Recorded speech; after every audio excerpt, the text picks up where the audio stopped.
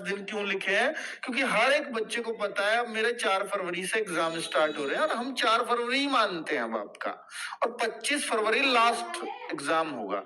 हो सकता है किसी बच्चे का 25 को पढ़े तो उसको 20 दिन और एक्स्ट्रा मिल गए। तो वो एक इत्तेफाक ये कहता हूं कि वो अपना सिलेबस 1-1.5 महीने पहले खत्म कर चुका होता है, उसके बाद दबा के प्रैक्टिस करता है। और प्रैक्टिस के लिए अगर सबसे ज्यादा कोई चुनता है तो वो मॉक टेस्ट को चुनता है।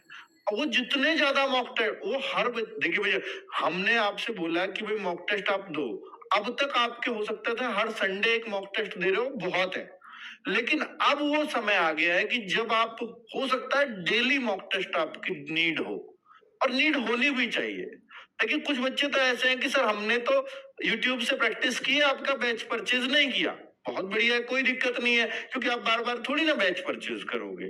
तो उसके लिए फिर सर मॉक टेस्ट हमें कुछ ज्यादा अवेलेबल हो जाए, ऐसे बहुत सारे बच्चे कह रहे थे। तो मैंने वो मॉक टेस्ट की आज आपका तोड़ निकालने आया हूं, और वो मैं बताने वाला हूं कि कैसे आप रोज एक मॉक टेस्ट कर सकते हो, रोज। ठीक है?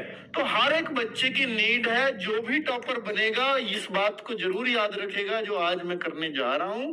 तो हर एक बच्चा आज से, कल से, जब से वो चाहे एक मॉक टेस्ट डेली लगा सकता है। और भाई कितना टाइम लगता है? मात्र 1 घंटा ही तो लगता है। तो 1 घंटा प्रैक्टिस रोज मॉक टेस्ट की कर लीजिए। और एक बहुत मतलब एक ऐसा गुरु मंत्र देने जा रहा हूं मैं आपको कि अगर आपका मॉक टेस्ट देते हो आप, और आप इस तरह से करते हो कि सर अभी ना स्कोर ये चल रहा है, कैसे थोड़ा सा बढ़ा लें, और ज्ञान भी उतना ही है ना, एक्स्ट्रा प्रैक्टिस।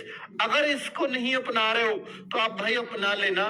1/8 की नेगेटिव मार्किंग है, इसका फायदा उठा लेना। आप ही के एग्जाम में इतनी आसान नेगेटिव मार्किंग और कहीं नहीं है एसएससी में। तो इसका फायदा कैसे उठाना है, तो ध्यान से सुनना कि आप 80 के 80 अटेम्प्ट करना, ये आदत बना लो। इससे फायदा होगा क्या सर? नेगेटिव में नंबर कटवाओगे क्या हमारे?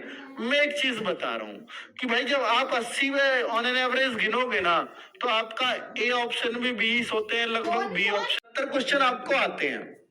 आपको 10 का कुछ अता पता नहीं है, मुझे बिल्कुल ही नहीं आता।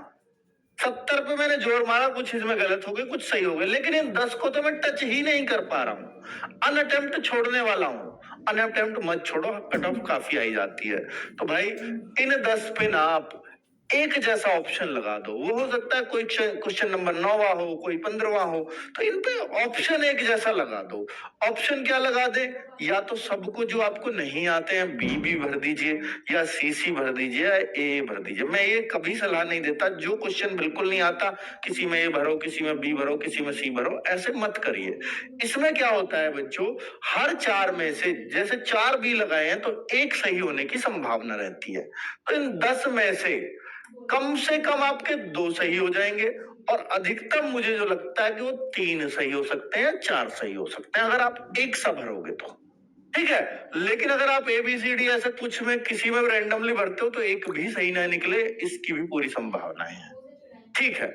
अब मैं यहाँ पे कह रहा हूं 2 पक्का सही निकल जाएंगे 10 में से।